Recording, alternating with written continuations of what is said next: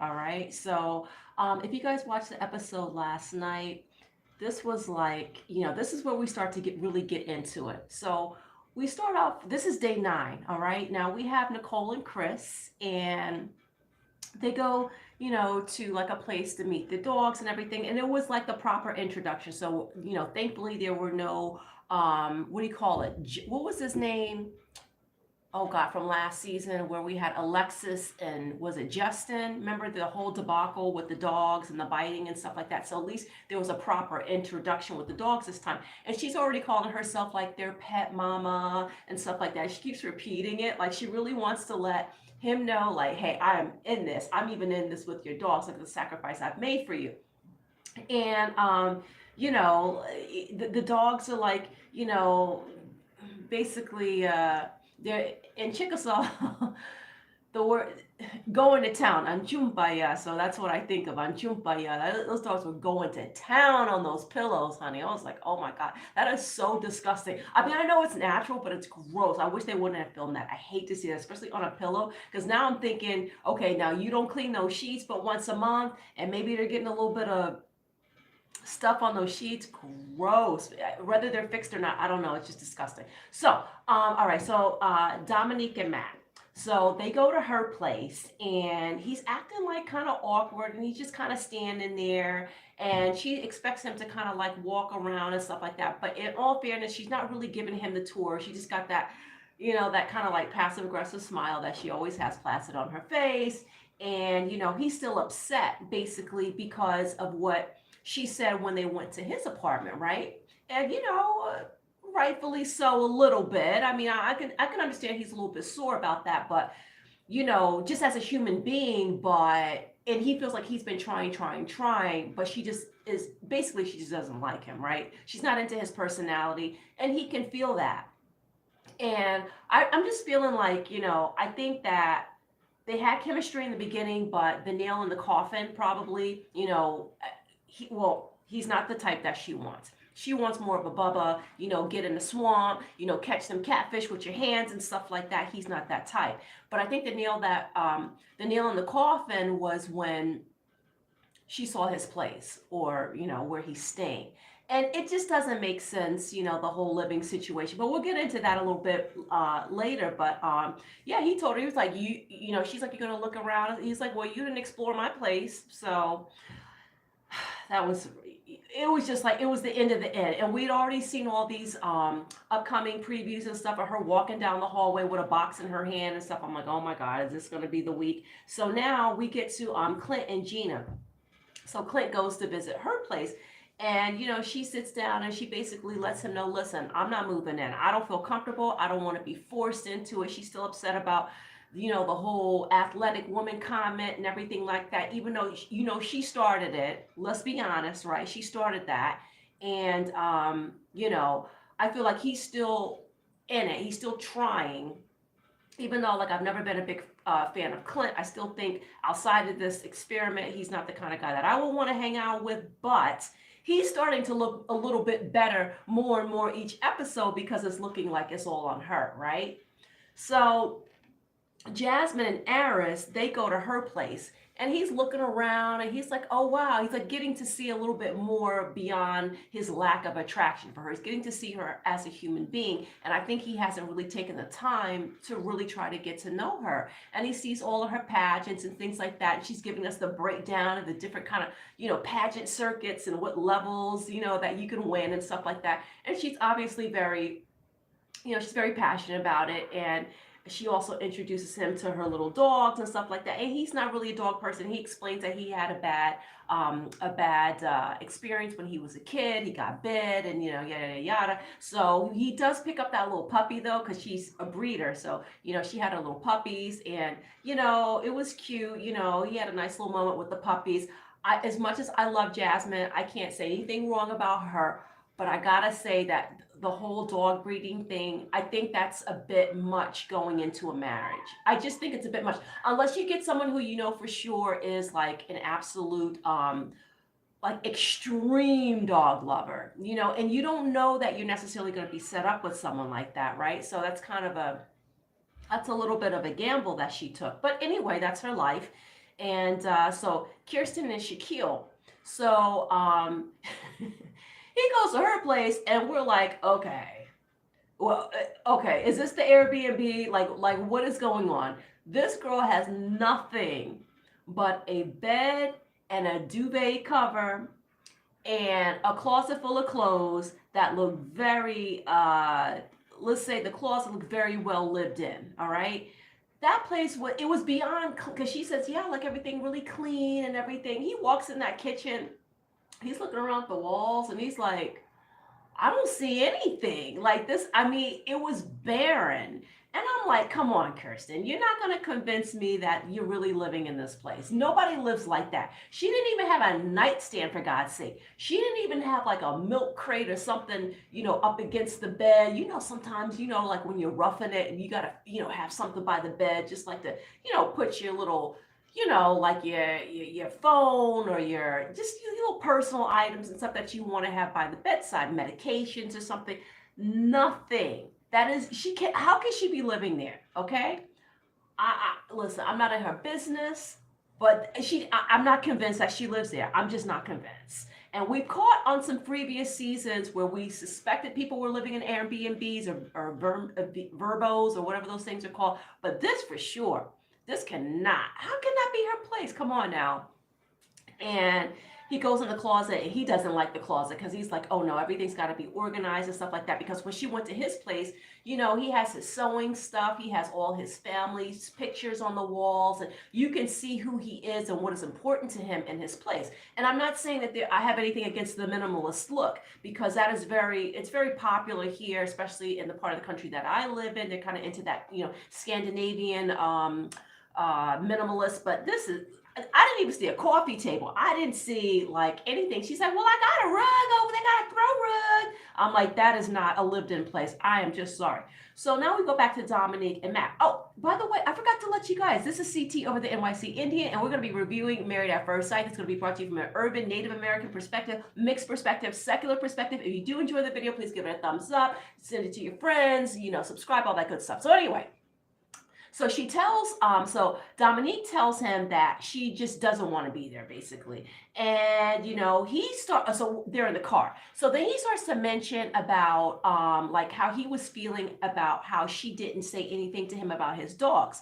And she's like, dogs? You've been here for 5 months. What are you talking? If the dogs were so important to you, why didn't you bring up the dogs before? Like, I didn't see you, I haven't seen the dogs. You're not really talking about these dogs. And this is where I'm calling foul right here. He's just reaching, basically, because he's upset that she hasn't responded the way that he wants to, and she's been nitpicking at him, right? Because she doesn't like his personality.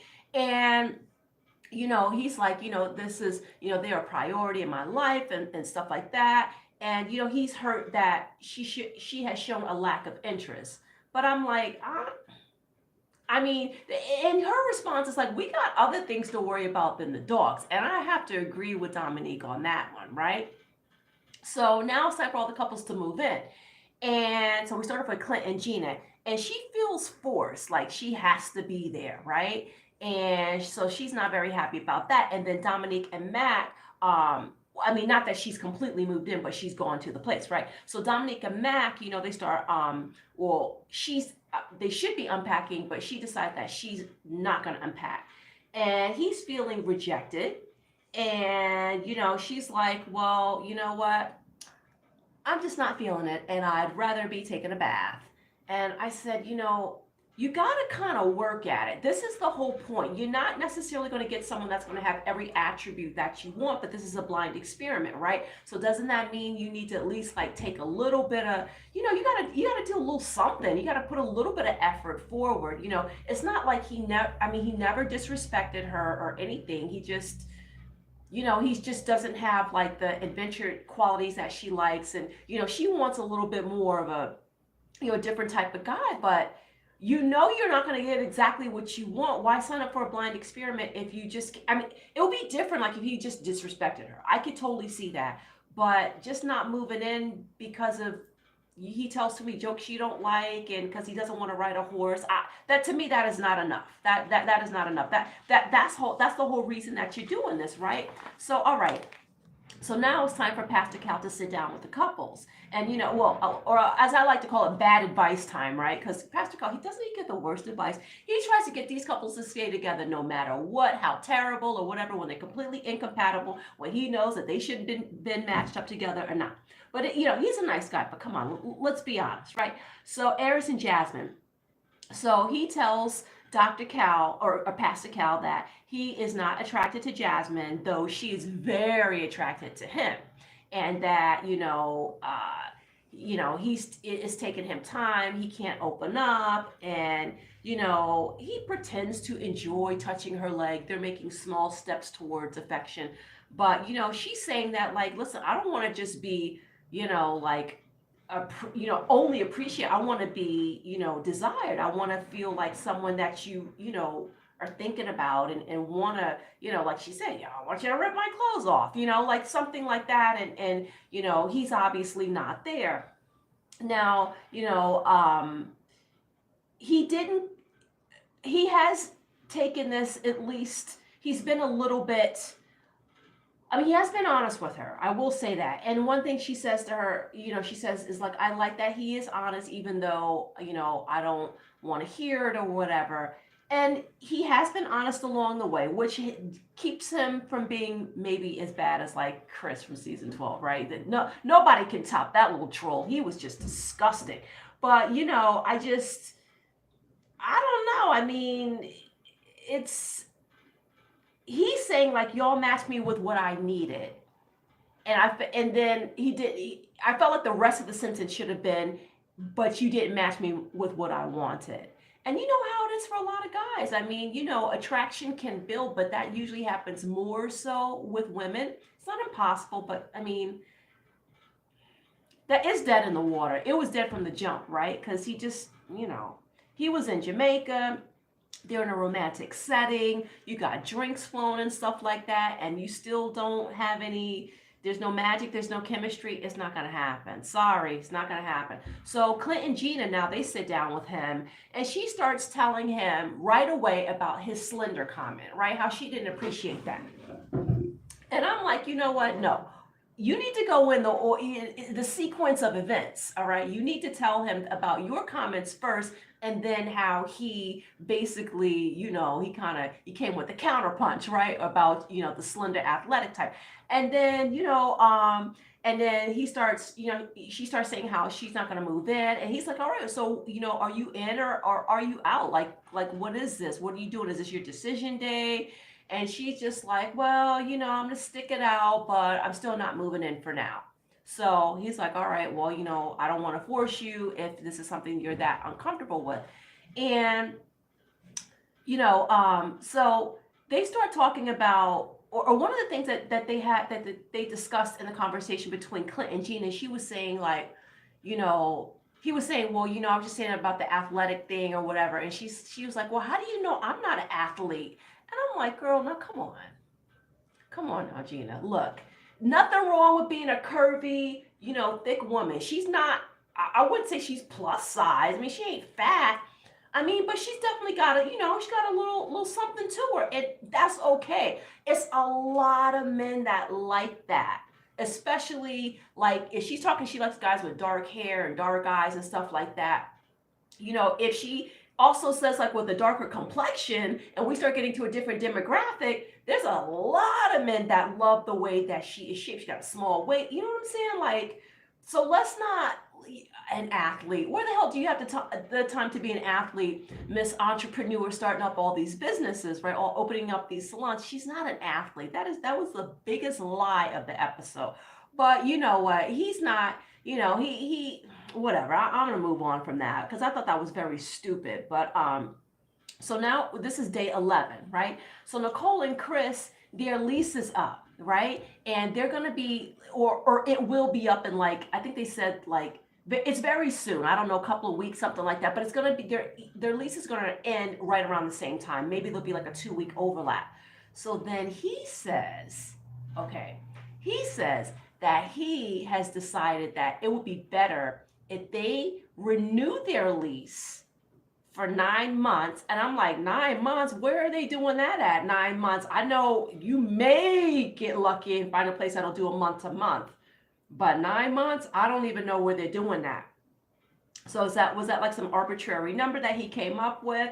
And they're talking about, like post decision day, and it would be better because he would feel less pressured. And she's like, well, I mean, I think it would be best if we kind of, how's that going to work out? She's not for it, basically, right? Nicole, she's all on him. She's like, Nicole is so hungry for love, and just, what was that woman's name? Oh, it was earlier in the season, right? It was one of the grandmas when they were meeting the families before the weddings, and one of the grandmas was like, oh, it was Dominique's grandma. She was like, they hungry for a man out here. Who's this? Oh, hey, Nikki. I was so surprised that Chris wanted to keep it separate apart and Nicole was crushed. You could see that on her face, right? Did you see it like in the confessional when she was like, yeah, I mean, it's not really what I want to do, but I'll just try to keep the peace. It was so sad, right? Because Nicole, here she has been championing everything. She has sacrificed with her dog. She's now going to have to go see her dog, every day, visit her dog with her dad while he gets to keep his two dogs. Now she's ready to give up on living together right away. And I agree with her. What the hell? Is this called dating at first sight? No, it's marriage at first sight. You move in together. It didn't work for other couples that tried to do the outside, one lives here, one lives there. That didn't work for the other couples as well. Like, why do you think that's going to work? I mean, I think I'm starting to see, so the layers are starting to peel back on Chris for me. I'm starting to see that Chris is a little, I don't know if it's all the damage he got from those past relationships, and now he's so scorned that he's like trying to be so overly cautious. That's fine in a regular relationship. But if you say, listen, what I've been doing hasn't been working, I'm signing up for this experiment, and this woman is literally giving you, Nicole would give this man a pint of blood if he needed it. And we know it. Nicole is so in it that this is who this show was made for somebody like Nicole, right? She's desperate. She really wants it so bad. She's willing to do everything and anything to do it. So, I mean, when you're paired with the right person, Nicole is perfect for this type of experiment. But we're starting to see, I think, because he's very emotionally needy, I feel as though, and I thought, okay, well, maybe they can kind of balance each other out. But I'm noticing that he's taking, right? And she's a huge giver. So he's noticing that, hey, she's always going to give. She's always going to sacrifice. So, I mean, she's not going to say no. She clearly wants to be with me. She won't let go of my goddamn hand. So, I mean, I guess that, she'll do whatever, right? And I think he's cluing into that very soon, and he's taking advantage of the fact. I'm not liking the side of Chris. I have to say, I mean, I was not, unpopular opinion perhaps, but all that crying with the dog situation. And yes, I've considered from many different angles. Maybe, production told him that, you're going to have to pay this money. Like if you wind up dropping out because you don't want to bring your dogs in. So you don't want to get fined. Maybe that's why he was crying, because there could be other conversations going on off screen that we don't see. But, either way, I just felt the tears were a little bit too much. I mean, you thought he had to have the dog put down or something. Then I could understand crying, but it was too much. So seeing his reaction to different things to me so far is giving me red flags. And everybody was red flagging with Nicole. But the thing is with Nicole knows who she is. Nicole has been very upfront about who she is. And he has been to a certain extent, but we're starting to see more things, right, with him. So, it's not that he's lying about his personality. He says that, he really needs, that he's basically like a emotionally needy person as well. But I'm just seeing way too much on the take side for him. Anyway, so Pastor Cal sits down with Kirsten and Shaquille.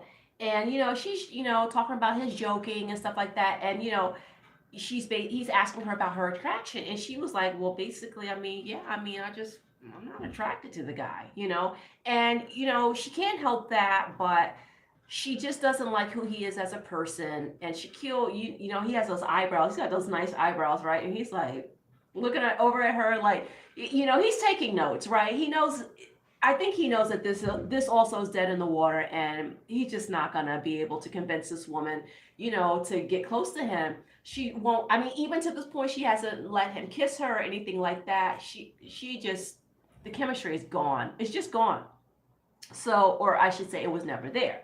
So, when he's asking about the chemistry, and he says that, she says that she doesn't have any chemistry, and he says that he thinks that there's a little bit there. There's always that little spark of hope, right? Especially with the guys, when the guy's attracted and the woman's not attracted.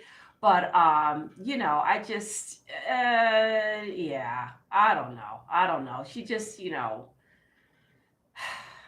I think she just shouldn't have signed up for this. That's another person who should not have signed up for this. She's too picky. And I understand. I'm so picky too. I would never sign up for something like this. Because, honey, let me tell you, the first time I would see some broccoli in the teeth, or I see a toenail that's a little too long or something, oh, I'd be like, oh no, I can't do this, honey. I can't do it. But, I know myself. That's why I would never sign, when I was a single person, I would never sign up for something like this. So Chris and Nicole sit down with him. And then, like, he's lying, because he's like, Pastor Cal's like, how's it going? He's like, well, we've decided that we're going to do the 9-month lease renewal, and we've decided it's the best because we don't want to get into things. No, you're speaking for her. That's not what Nicole wants. And Pastor Cal, he's not stupid. He knows that that's not what she wants either, right? And, but she's acquiescing the whole time, and, she's afraid to lose him. And they also said that they finally consummated their marriage. So is that the first couple to consummate that we know of? I don't know. I think so. Because these couples are just a disaster. There's no chemistry between most of them. So then we finish off with Dominique and Mac. So they, start to list about what they asked for, because, Pastor Cal's like, okay, you coming in, you got your armor on, like, what's going on, your posture and everything. You look like you're just not having it. And she goes, Dominique goes, the dogs in the bed. First of all, I told you guys that I didn't want someone who has dogs in the bed. And then, and then in this regard, okay, I'm like, okay, finally someone has kind of like kind of called it out to the experts. I did ask you, and I know listen, you're not going to be able to get everything on your list. I know you're not going to be able to get everything, but I think certain things are deal breakers, right? I mean, because dogs in the bed, like it or not, I don't care. That is a hygiene thing. All right. I'm not saying you're going to get smallpox from having a puppy in the bed with you, or maybe like a clean little, newborn or something like that. But like a full grown dog, hell no. In the bed, no.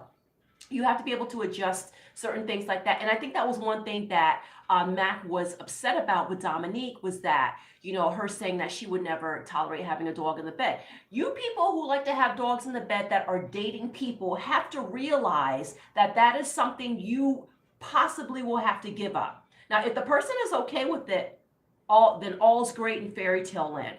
But if a person is not okay with that, you got to realize that that pet is like your own little personal little thing that makes you feel good. And yeah, you're coming in as a family, and the dog will be like part of the family in some sense, but you can't make a person feel bad because they don't want to sleep with your animal. I mean, who the fuck? I mean, come on now, get out of here with that. So, I am glad that she said, hey, listen, I did tell you guys that, because that, to me, that's an important thing. That certain things, like, listen, if you're going to set me up with somebody that doesn't want kids, and I told you I want kids, if you're going to set me up with somebody who has animals, or is a pet breeder, and I told you I'm allergic, or I do not like animals, like certain things, you need to, come on now, they should have done a better job with stuff like that's kind of like some very easy stuff to find out. It's harder to find out if a person, is like, maybe it's not on a questionnaire how they feel in a crowded room,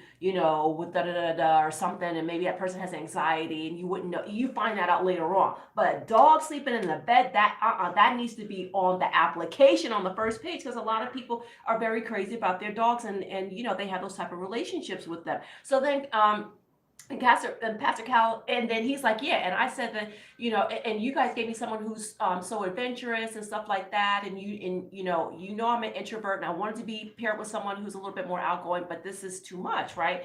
And and Pastor Cal's like, well, then you guys lied then, because if you said you wanted this, we paired you up with the person who we thought were, is going to be stable and this and that. And she's like, well, I wanted somebody who at least had their own place, or even if they live with roommates, I'm just not feeling that basement situation. And, Miss Old Soul over here wants somebody who's a little bit more established. And I can't, listen, I can't argue with Dom on this one, even though I think she's been nitpicking this man to death.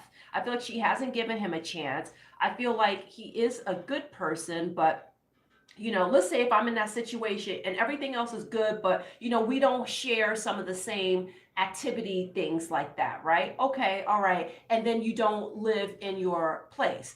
Then that's when I'm going to need to see some bank receipt. I'm going to need to see something. I have to make sure that you are not broke and you're not up here trying to just be on TV or whatever it is. But I doubt it, because he's such an introvert. I don't think he's on here, to make it as a influencer or something like that. But then work from that point, not just like, let me break down everything about you. I mean, he could break down stuff about her too, right? So, I mean, Cal says, yeah, you guys weren't honest about what you wanted and stuff like that, because we gave you what you said you wanted. And then basically she said that she wants out.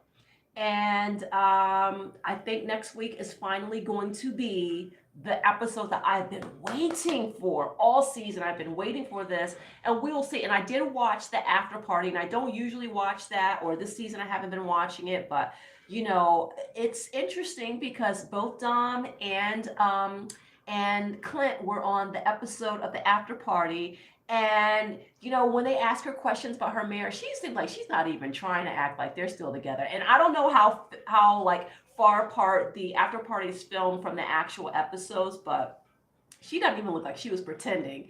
And I just saw a little chemistry on the set of After Party. You guys check out After Party if you didn't see it last night. So anyway, that's it. That's my review for this week. If you enjoyed the video, please give it a thumbs up, subscribe, share, like, all that good stuff. I'll be back on, let's see, today is Thursday. I'll be back on Saturday for Love After Lockup. Felon Friday, honey. It is the absolute ratchetry of the week that we all look forward to. And then Monday, I'll be back for 90 Day Fiance. I did my 90 Day Fiance the other day on video, but it was terrible. Sometimes you get a bad video and you just got to take it down. You know what I mean? Because this is going to be out here forever in the ether. So I took it down, but I will be redoing it, or be doing Monday's episode or Sunday's episode on Monday. That's it. I hope you guys are taking care of yourselves. I hope you're being safe. Thank you so much for tuning in. Good to see you, Nikki. I'm so glad you're still tuning in. Thank you so much. Some of my early subscribers that are still sticking around. All you guys that have subscribed recently, thank you so much for checking out my videos. I have more videos on sweaters. I just finished a new sweater. If you guys want to check those out, I have all these playlists for all these different shows. So just go on the page, move around, walk around, see what you like if something is on there that suits your fancy. So that's it. All right, you take care too. All right, we'll see you soon. All right, peace and nacho, everybody.